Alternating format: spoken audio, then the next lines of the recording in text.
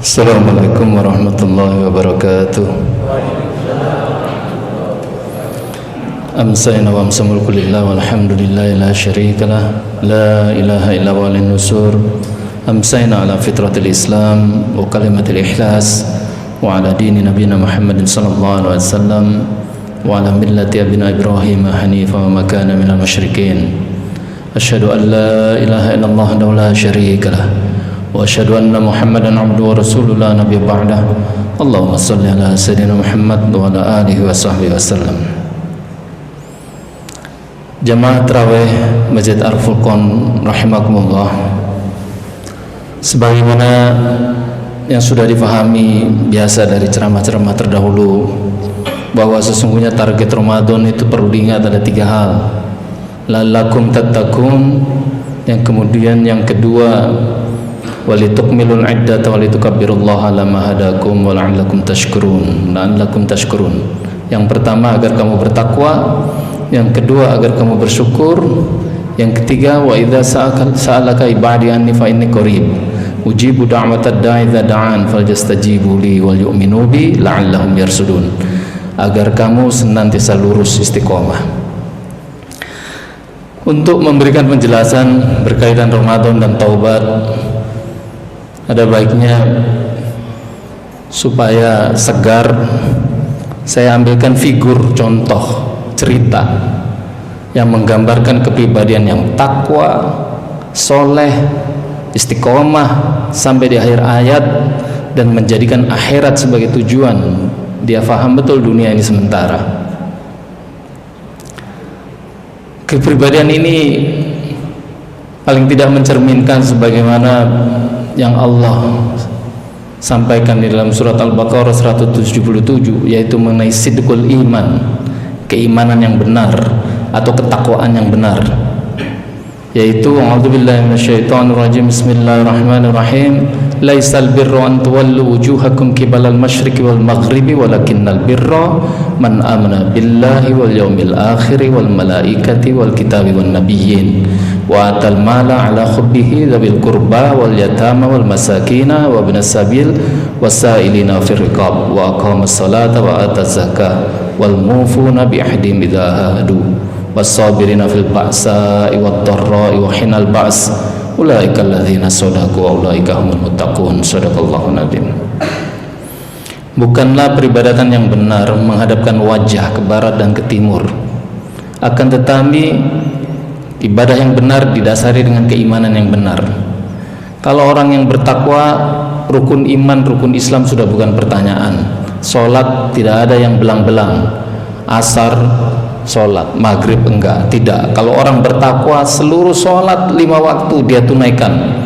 Bahkan wajibnya bagi laki-laki sholat itu harus di masjid, bukan di rumah. Kemudian yang kedua, cirinya adalah dia senantiasa membelanjakan hartanya di jalan Allah. Harta yang dicintainya, baik diberikan kepada infak, sedekah kepada kerabat, yatim, miskin, fisabilillah, itulah sifat-sifatnya. Kemudian juga kepada anak yatim, dan juga kepada orang yang meminta-minta, dan juga kepada orang yang menjaga keimanannya, tidak mau meminta tapi dia berjuang di jalan dakwah. Dan dia juga senantiasa kalau ada kesempatan membebaskan budak, dia bebaskan. Dan dia senantiasa menegakkan sholat, baik itu sholat sunnah maupun sholat wajib. Dan itulah salah satu karakter di antara karakter-karakter daripada bertakwa. Tersebutlah sebagai contoh dari figur ini saya mengambilkan sahabat Nabi Muhammad sallallahu alaihi wasallam, Julaibib ini seorang sosok pemuda yang kalau berzikir, tobat di masjid, bertobat padahal dia enggak banyak berbuat salah. Ya, itu zikirnya paling lama. Kalau keluar dari masjid paling belakang.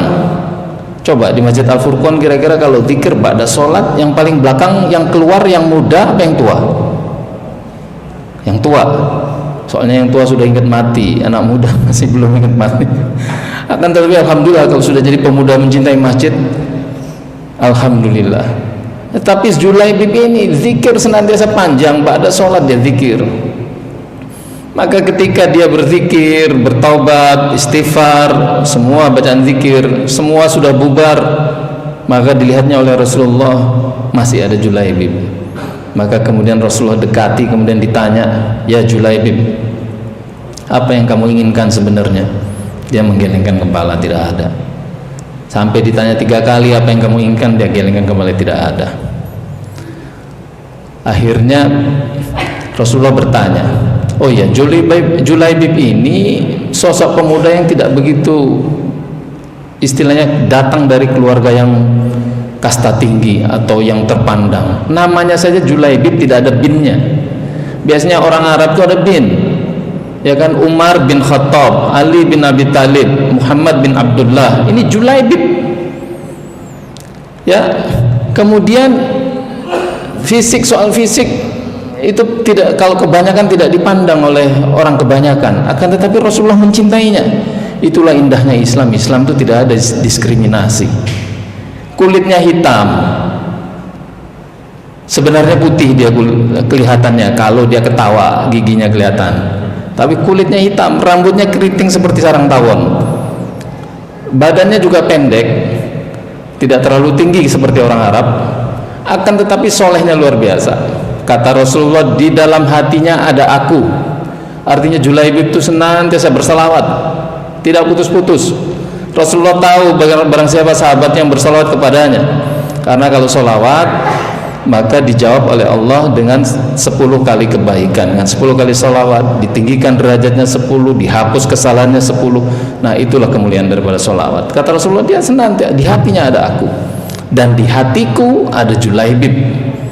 Berarti Rasulullah mencintainya. Maka sama Rasulullah kadang-kadang kalau ketemu dipeluk gitu, peluk, dirangkul. Akhirnya ditanya, Julaibib, terus apa yang kamu inginkan? Tidak ada. Maka Rasulullah kemudian bertanya,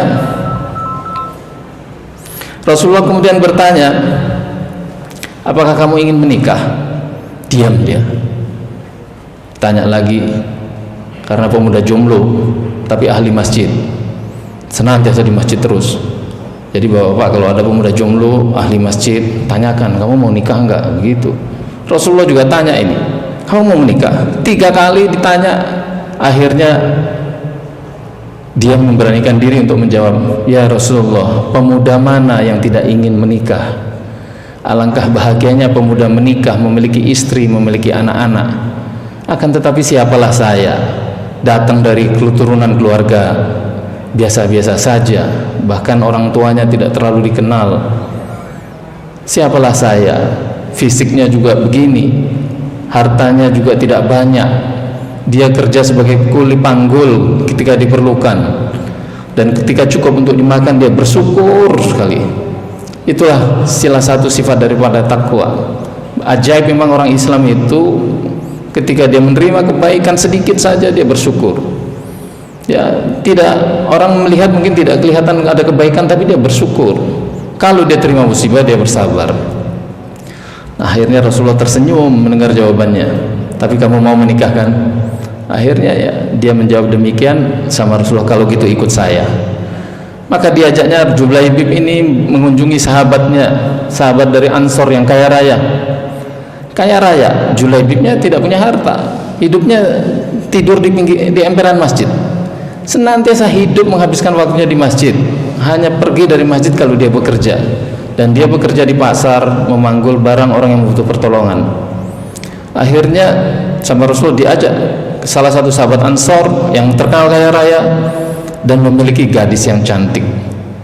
Maka ketika Rasulullah datang mengucapkan salam, kemudian bertanya kepada tuan rumah, "Sesungguhnya maksud kedatanganku kemari ingin melamar anakmu."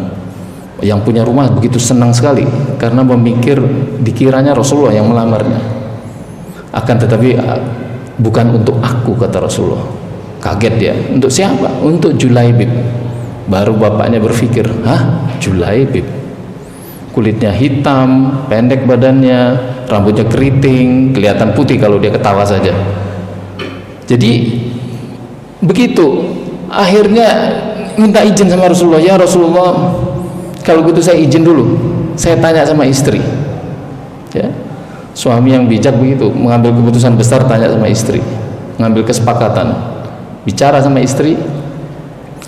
Maka ketika disampaikan kepada istri, Bu, Rasulullah datang melamar, tapi bukan untuk Rasulullah, untuk Julaibib. Hah? Kata istri, Julaibib. Belum selesai ibunya berbicara, anak si gadis mendengar dari dalam. Maka kata anak si gadis, wahai bapak dan ibu, aku telah mendengar sesungguhnya Rasulullah melamarku untuk Julaibib, dan aku rela Julaibib menjadi suamiku. Bukankah kalau Rasulullah sudah memberikan, tidak patut kami menolaknya? Dan bukankah kalau Rasulullah untuk melarang, maka kita harus menahannya? Maka dia, beginilah dia, wa ma atar rasulu fakhudhuhu wa man hakum anhu fantahu wattaqullah innallaha syadidul iqab. Apa yang diberikan oleh Rasul, terimalah. Jadi kalau bertakwa, apa yang datang dari Allah dan Rasulnya terima tanpa reserve. Ya, diwajibkan berpuasa 30 hari 30. Oleh karena ayatnya bunyi walitukmilul iddata, sempurnakan bilangannya. Ada juga aliran orang yang berpuasa di awal dan di akhir, habis itu ikut lebaran. Enggak, harus sempurna, walitukmilul iddata. Nah, kemudian kata anak gadis itu, kalau memang Rasulullah sudah berikan, sudah memutuskan, tidak patut buat kita menolaknya. Aku terima dengan ridho. Ya, bersyukur begitu berdebar-debarnya hati Julaibib ini ketika orang tuanya datang, ya Rasulullah, kata bapaknya, aku terima lamaran untuk Julaibib. Berdebar-debar hati Julaibib, seorang jomblo yang tidak memiliki apa-apa, hidupnya di masjid, akan tapi diterima lamarannya oleh orang yang kaya di Madinah dan anaknya cantik. Maka kemudian ditetapkanlah tanggal perkawinan. Maka sama Rasulullah diperintahkan untuk siapkan maharmu.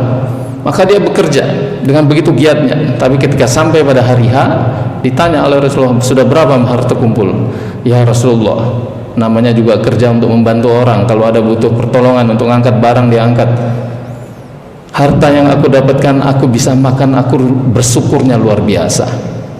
Jadi sudah bersyukur dia, tidak ada keinginan yang lain. Sampai sekarang belum terkumpul harta yang banyak untuk harta pernikahan. Maka Rasulullah mengambil para sahabatnya, isfa'u, katanya, berilah pertolongan, Julaibib mau menikah. Maka ini seperti proposal, kalau kita ajukan proposal. Akhirnya karena Rasulullah yang ajukan proposal, para sahabat berlomba-lomba. Terkumpul harta yang begitu banyak, bisa dibelikan kuda yang bagus, pakaian perang yang lengkap, pedang yang tajam, dengan perbekalannya. Rencananya digunakan sebagai mahar. Nah, pada hari H, ketika jatuh pada hari pernikahan yang telah ditetapkan, menjelang hari pernikahan, maka Julaibib mendengar ternyata Rasulullah mengumpulkan para sahabat, ada panggilan jihad untuk melakukan perang Uhud. Maka akhirnya Julaibib menjadikan harta yang rencananya tadi untuk mahar, untuk pernikahan, dibawanya untuk berangkat berjihad bersama Rasulullah. Maka dia izin sama Rasulullah, ya Rasulullah, saya ikut. Bukankah kamu akan menikah? Ya Rasulullah, ini adalah panggilan Allah. Dan dia, inilah konsekuensi daripada orang. Bayangkan apa yang dia punya. Wa atal mala ala hubbihi, dan dia memberikan harta yang dia cintai. Tidak ada harta yang lain kecuali yang dia punya untuk mahar, tapi dia berikan di jalan Allah.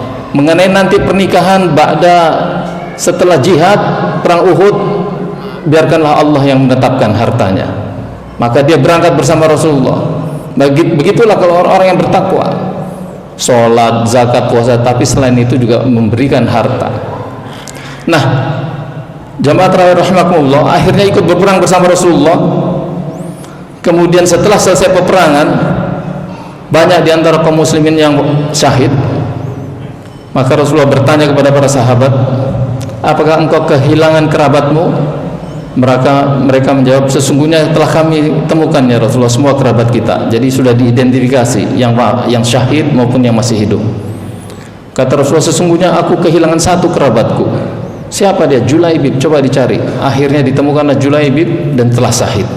Di sekitar Julaibib ada 7 kafir Quraisy.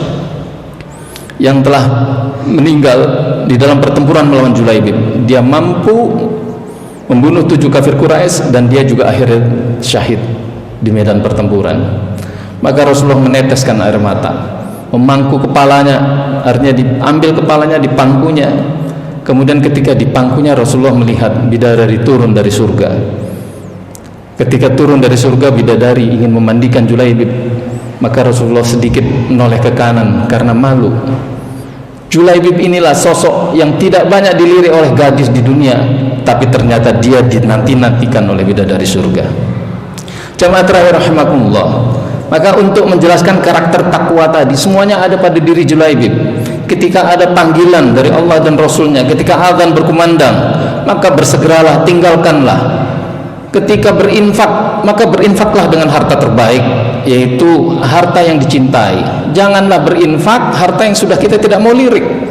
Ketika memberikan baju, pakaian, harta yang pakaian sudah tidak mau kita lirik, baru kita berikan kepada orang lain. Tidak, harus berikanlah yang kita cintai. Sebagaimana Julaibib mencintai hartanya, dia berikan untuk fisabilillah. Kemudian inilah sosok daripada Julaibib, banyak beristighfar ketika ba'da sholat. Maka Ramadan ini kesempatan, oleh karenanya perbanyaklah istighfar supaya kita betul-betul diridhai Allah, diampuni dosa-dosanya. Yaitu di dalam hadis yang diajarkan secara singkat, Allahumma innaka afuwun, atau ada yang mengatakan Allahumma innaka afuwun karim. Saya tidak mempermasalahkan redaksinya, tapi yang penting niatnya betul-betul istighfar kepada Allah. Allahumma innaka afuwun tuhibbul afwa fa'fu anni. Ya Allah, Engkau Maha Pengampun dan Engkau mencintai ampunan, maka ampunilah aku. Sambil mengingat-ingat dosa mata, dosa telinga, dosa tangan, dosa kaki, dosa perut, segala dosa, mohon ampun kepada Allah.